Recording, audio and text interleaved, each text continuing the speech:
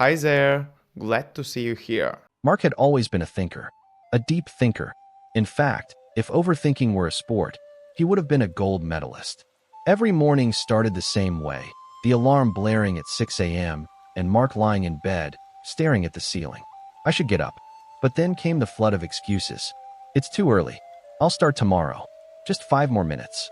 The 5 minutes turned into 10, then 20, until eventually, he rolled out of bed feeling sluggish and guilty.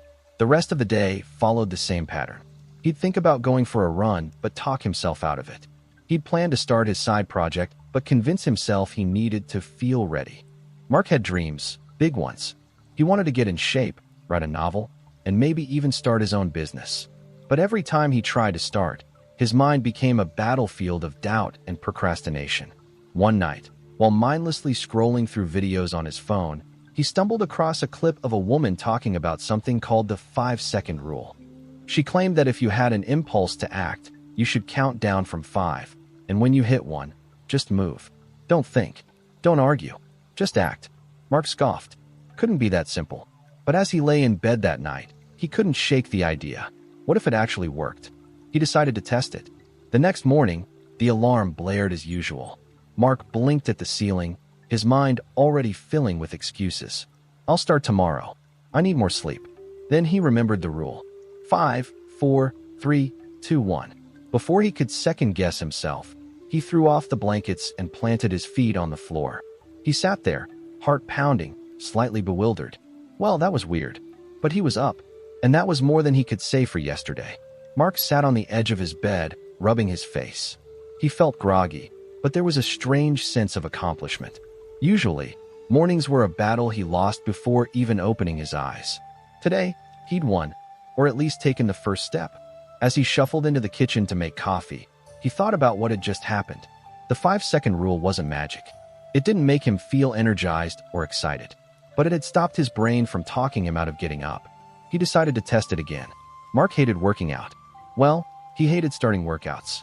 Once he got going, he didn't mind it so much.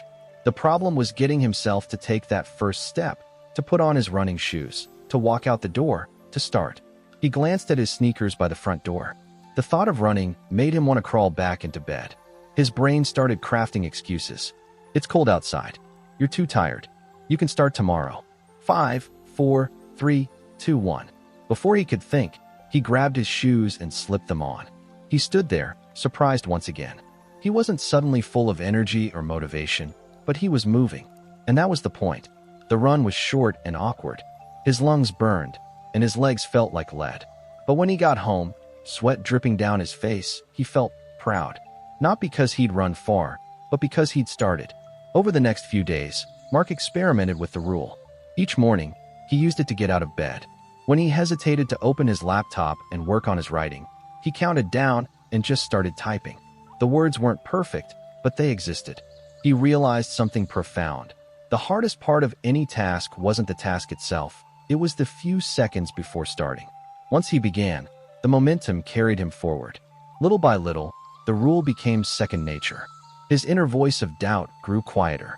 The excuses still tried to creep in, but now he had a weapon against them. He didn't wait to feel motivated anymore. He simply acted. One afternoon, as he sat in his favorite coffee shop, working on a new business idea, Mark realized he felt different. Not just because he was being more productive, but because he trusted himself now. He wasn't the guy who waited anymore. He was the guy who did. Mark's mornings had transformed. He no longer snoozed his alarm 10 times or made excuses to skip his runs. The 5-second rule had become his secret weapon. But life had a way of testing even the best habits. One afternoon, he sat at his desk, staring at his laptop. The cursor blinked on a blank page. His side project, a business idea he'd been toying with for months, remained nothing more than scattered notes and half-formed thoughts. I'll start tomorrow. The old excuse whispered in his mind. He could feel himself slipping back into familiar patterns. His chest tightened. Was he really going to fall into the same trap? 5, 4, 3, 2, 1. He placed his fingers on the keyboard and started typing. The first sentences were clumsy, his thoughts a tangled mess, but he didn't stop. For 2 straight hours, he poured everything onto the page. When he finally leaned back and reread his work, he felt a surge of pride. It wasn't perfect, but it was real. He'd started. The next hurdle came at work. His boss assigned him to lead a project, a first for Mark. Panic bubbled in his chest. The fear of failure gnawed at him, making him want to hide. In the past, he would have spent days overthinking every detail. This time, he closed his eyes and counted down. 5, 4, 3, 2, 1. He stood up, walked straight to his boss's office, and asked for clarity on the project's scope. His boss blinked, surprised at his sudden initiative, but Mark felt steady. He was done waiting. Each time he felt hesitation creep in, he used the rule. Small actions snowballed into big results. His co-workers noticed his newfound confidence. Even his friends saw the change. Clara, his closest friend, nudged him one evening. "You're different," she said. "You're actually doing stuff now." Mark laughed. "Yeah, turns out you don't need motivation. You just need 5 seconds of courage." Mark's confidence grew, but with every step forward, new challenges emerged. The side project that had once been a collection of scattered ideas was starting to take shape. His concept was simple, a productivity app that would help people break tasks into micro steps, inspired by the very rule that had transformed his life. The problem? He needed funding. A local startup incubator was hosting a pitch competition. The winner would receive a grant and mentorship to help bring their idea to life. Clara encouraged him to apply, but the thought of presenting his half-formed idea in front of a room full of experts made his stomach churn. One evening, he stared at the application form on his laptop. His mind raced with doubt. "You're not ready. What if they laugh at you? What if you freeze up?" His fingers hovered over the keyboard. He took a deep breath. 5, 4, 3, 2, 1. He filled out the form and hit submit. A week later, he got the email. He was in. The pitch competition was in 2 weeks. Mark spent every evening preparing. He used the 5-second rule to push himself into action whenever doubt crept in. When he hesitated to practice out loud, he counted down and spoke. When his nerves made him want to cancel, he counted down and kept going. The night before the competition, he stood in front of the mirror, rehearsing his pitch. His heart pounded. What if I forget everything? What if I mess up? He stared at his reflection, took a breath, and whispered, 5, 4, 3, 2, 1. He smiled. He was ready. The day of the pitch competition arrived, and Mark felt like his heart was trying to break free from his chest. The room buzzed with energy, entrepreneurs in crisp suits, judges holding clipboards, and a small crowd of spectators filling the seats. Mark clutched his presentation notes, palms sweaty. His turn was coming up, and each second felt heavier than the last. The closer he got to stepping on stage, the louder the voice of doubt became. What if I mess up? What if I freeze? Everyone will see I'm a fraud. He squeezed his eyes shut, inhaled deeply, and felt the familiar rush of panic rise in his chest. Then he remembered. 5, 4, 3, 2, 1. He opened his eyes and stood up. His legs felt shaky, but he kept walking. Each step forward silenced the fear a little more. Before he knew it, he was standing at the podium. The lights were bright, and the room was silent. All eyes were on him. He took one last breath and started speaking. At first, his voice wavered, but as he continued, the words began to flow. He shared his story, how he used to be paralyzed by overthinking, how a simple 5-second countdown changed his life, and how his app could help others take action just as he had. The audience was captivated. When he finished, the room erupted into applause. Mark stood there, breathless, a grin spreading across his face. He'd done it. He hadn't waited. He'd started. Later, when the judges announced the winners, Mark's name wasn't called. He didn't win the grant, but it didn't matter. He'd proven something far more valuable to himself. As he left the event, Clara met him at the door, beaming. "You were incredible," she said. "I'm so proud of you." Mark looked out at the city lights, feeling a sense of peace he hadn't felt in a long time. "Thanks," he said quietly. "I finally stopped waiting." The night after the pitch competition, Mark lay in bed staring at the ceiling. The adrenaline had worn off, leaving behind a strange mix of pride and disappointment. He hadn't won. The grant would have helped launch his app, but the judges had gone with other ideas that seemed flashier, more polished. Still, he kept replaying the moment he stood on that stage. The way his heart pounded, the rush of fear, the quiet victory of pushing through it. That feeling stayed with him. The next morning, Mark woke up and did something he never would have done before. He opened his laptop and started working. No hesitation. No excuses. Just action. He refined his app concept, using the judges' feedback to make it better. He reached out to people he met at the competition, forming connections with other entrepreneurs. Each time he felt doubt creeping back in, he counted down. 5, 4, 3, 2, 1. One connection led to another. Soon, Mark found himself in a small co-working space, surrounded by others chasing their own dreams. The energy was contagious. He didn't wait for motivation anymore. He created it. A few months later, he launched a beta version of his app. It was simple, just a timer and a countdown feature, but people loved it. Stories poured in from users who felt stuck, just like he once had, and used the app to push past procrastination. One evening, as he watched the download numbers climb, Clara texted him, "Proud of you. You did it." Mark smiled. He hadn't done everything yet, but he was no longer waiting for the perfect moment. He understood now that the perfect moment never comes. You create it. Mark's app, 5 seconds to start, grew faster than he ever expected. What started as a simple countdown tool began to resonate with people from all walks of life. Students pushing through study sessions, entrepreneurs launching side hustles, even athletes using it to kickstart their workouts. The app's rating climbed in the app stores, and emails poured in. People shared stories of how they'd stopped waiting and started acting. Every message reminded Mark why he began this journey. Still, the path wasn't easy. One afternoon, Mark stared at a mountain of tasks on his to-do list.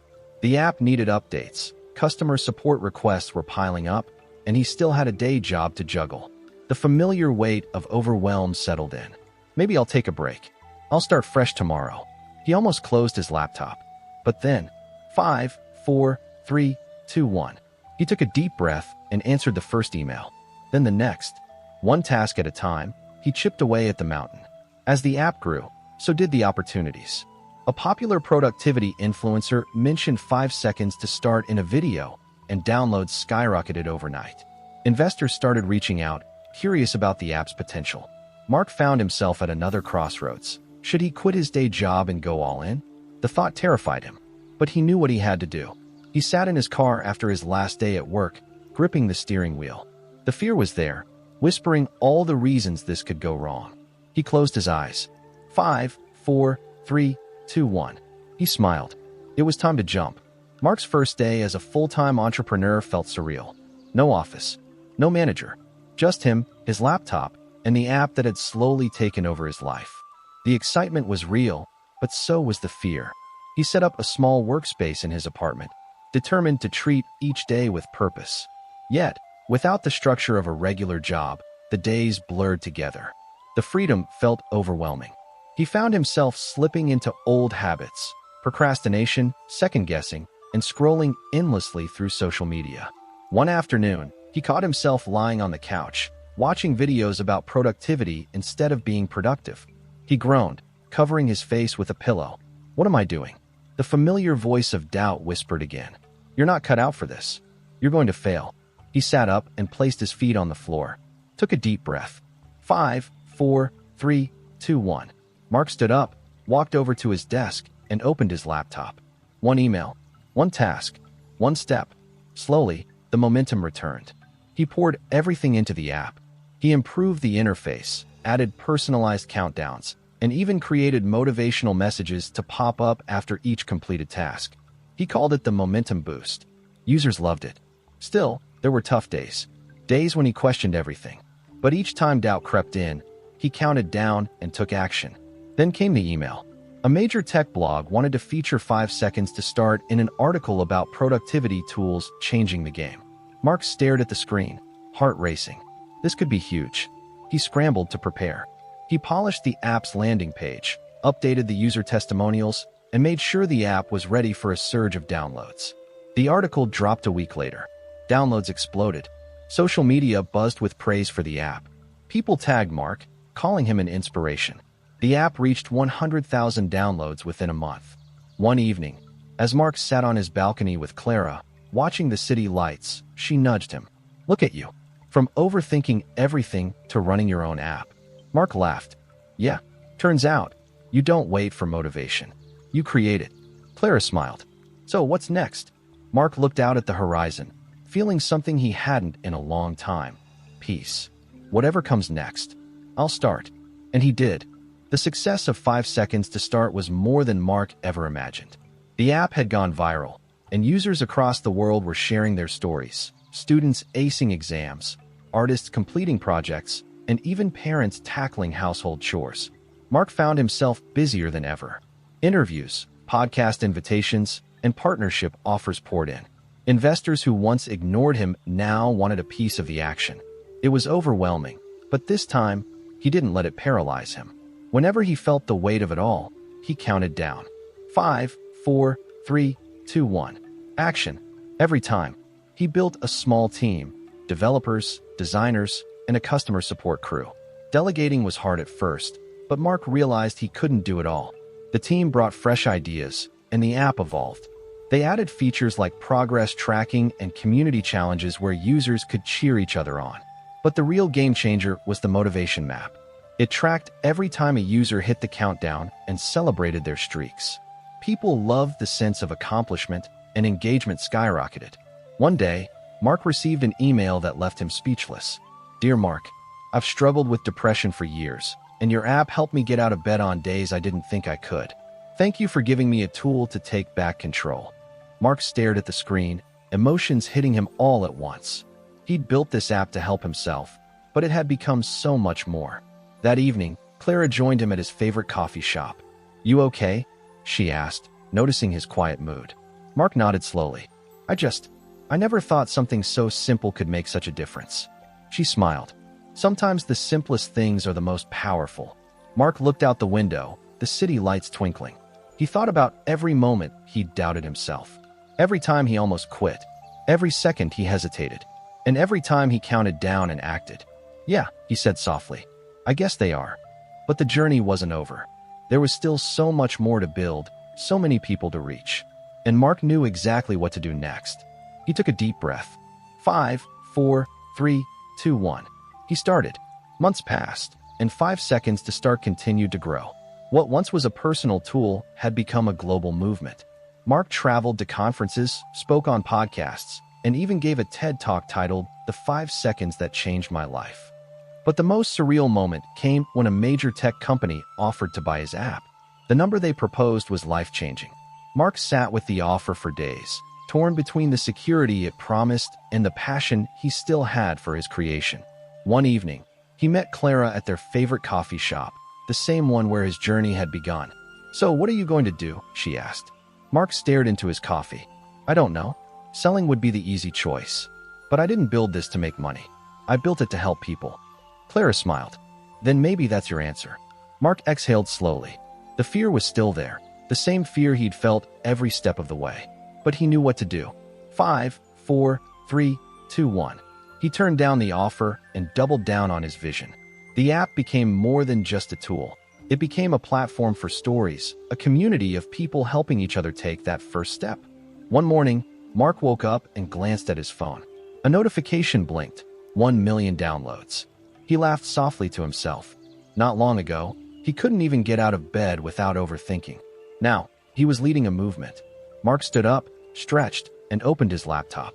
There was still work to be done, and he was ready for it. 5, 4, 3, 2, 1. He started.